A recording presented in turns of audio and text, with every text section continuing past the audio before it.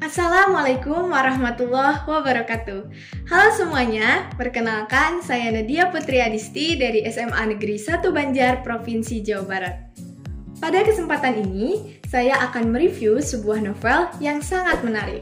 Tetapi sebelum itu, tujuan saya mengikuti lomba mereview novel yang diadakan oleh Rumah Cermat ini yaitu untuk menambah pengalaman dan wawasan dalam mereview novel, juga untuk memanfaatkan teknologi dalam berkarya, terutama pada saat pandemi COVID-19 seperti saat ini. Berbeda dari biasanya, kali ini saya akan mereview novel dalam bentuk electronic book atau yang lebih kita kenal dengan e-book. Langsung saja, novel yang akan saya review berjudul Melati, Catatan Katak Tuli. Novel ini ditulis oleh S.A. Octavia yang diterbitkan oleh penerbit Defublis pada Juni tahun 2020. Tebal novel ini yaitu 112 halaman dengan ukuran 13x19 cm.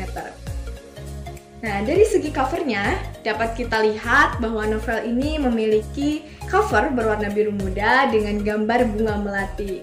Nah, bunga melati di sini berhubungan ya dengan judulnya, yaitu Melati, Catatan Katak Tuli. Juga berkaitan dengan isi dari novel ini. Pada awal novel ini, terdapat kata-kata motivasi yang sangat menggugah dan membuat pembaca semakin penasaran dengan isi dari novel ini. Novel ini diawali dengan cerita motivasi tentang katak tuli. Seperti apa ceritanya? Kalian dapat mengetahuinya dengan membaca novel ini ya. Secara keseluruhan, novel ini menceritakan tentang seorang perempuan bernama Melati Fahira, atau yang lebih dikenal dengan Melati. Melati merupakan seorang perempuan yang gigih dan memiliki cita-cita yang tinggi. Saat lulus SMA, ia memiliki keinginan yang kuat untuk melanjutkan pendidikan ke jenjang yang lebih tinggi. Ia ingin kuliah, ingin bekerja, dan memiliki harapan untuk mendapatkan masa depan yang cerah. Namun, karena keterbatasan ekonomi, membuatnya harus sangat bekerja keras dalam menggapai mimpi-mimpinya. Maka saat lulus SMA, ia mengambil keputusan untuk mengambil beasiswa diploma 1 sekretaris. Namun, beasiswa ini hanya membiayai SPP-nya saja ya, sehingga untuk biaya ujian semester, ia harus membayar sendiri. Nah, pada saat menjelang ujian semester, Melati tidak mampu membayar uang ujian, sehingga ia harus dengan terpaksa tidak bisa mengikuti ujian tersebut dan juga tidak bisa melanjutkan kuliahnya. Hal tersebut tentunya membuat Melati sangat kecewa dan sangat sedih.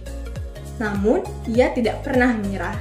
Ia selalu bekerja keras, selalu berusaha, dan mencari berbagai cara untuk menggapai cita-citanya.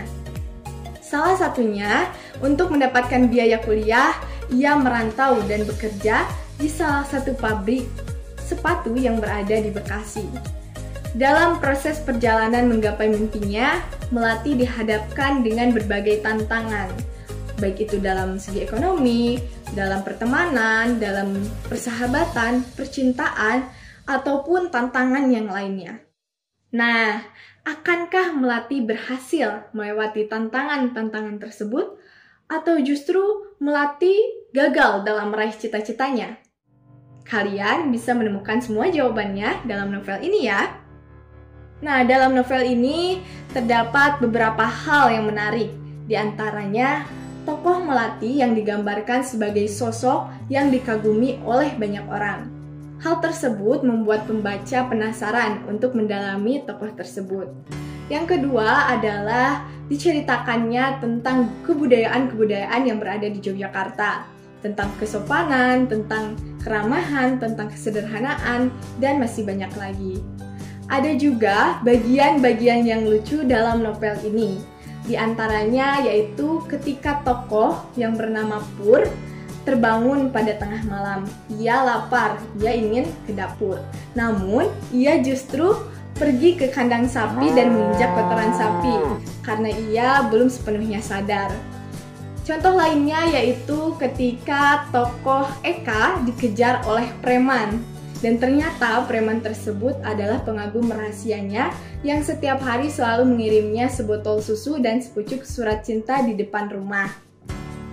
Selain itu juga ada tokoh yang paling saya suka. Di antaranya adalah Melati, karena ia merupakan sosok yang menginspirasi dengan semangat dan kerja kerasnya dalam menggapai cita-cita.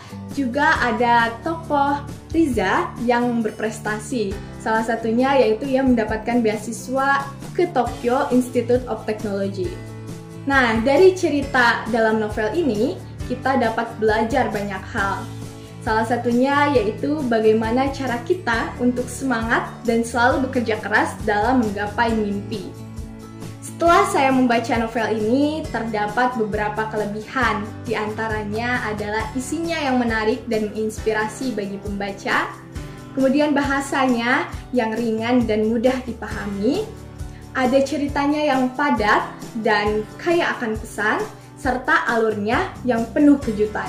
Salah satu contohnya yaitu ketika Melati dekat dengan seseorang, tetapi justru ia menikah dengan orang lain yang baru ia kenal. Selain itu juga ada kekurangan dalam novel ini, yaitu adanya ketidakkonsistenan penulis dalam mendeskripsikan cerita. Contohnya pada halaman 29. Pada halaman tersebut dijelaskan bahwa Kak Doni merupakan adiknya Butika. Sedangkan pada halaman tersebut juga dijelaskan bahwa Kak Doni merupakan anaknya Butika, sehingga membuat pembaca sedikit kebingungan dan kesulitan dalam memahami cerita. Nah, ada juga contoh lain pada halaman 45, di mana terdapat kesalahan penyebutan Mbak Sul menjadi Mbak Mus. Nah, untuk mengatasi hal tersebut, saran dari saya adalah sebaiknya lebih detail lagi dan lebih teliti dalam proses pengeditan. Namun, secara keseluruhan, novel ini sangat bagus dan sangat menginspirasi. Nah, novel ini juga cocok untuk semua kalangan ya, baik itu remaja yang ingin menggapai cita-citanya, ataupun bagi bapak ibu yang sudah melewati masa mudanya dan ingin bernostalgia kembali pada masa-masa muda. Saya akan membacakan sedikit kutipan menarik yang terdapat pada novel ini, yang berbunyi, "Anggapan orang lain belum tentu menunjukkan diri kita yang sebenarnya. Tetaplah percaya diri bahwa kita memiliki potensi dahsyat dan berusahalah untuk mengoptimalkan potensi kita. Jangan hiraukan kata orang yang mempunyai kecenderungan negatif ataupun pesimis, karena mereka akan mengambil sebagian besar mimpi kita dan menjauhkannya dari kita." Nah, itu sedikit kutipan yang menarik dan menginspirasi ya. Untuk kalian yang tertarik atau ingin membaca novel ini, bisa banget kalian mendapatkannya dalam bentuk e-book ataupun dalam bentuk buku fisik pada aplikasi berikut. Nah, oke, itu saja review novel dari saya. Terima kasih. Jangan lupa untuk like, comment, dan subscribe. Wassalamualaikum warahmatullahi wabarakatuh.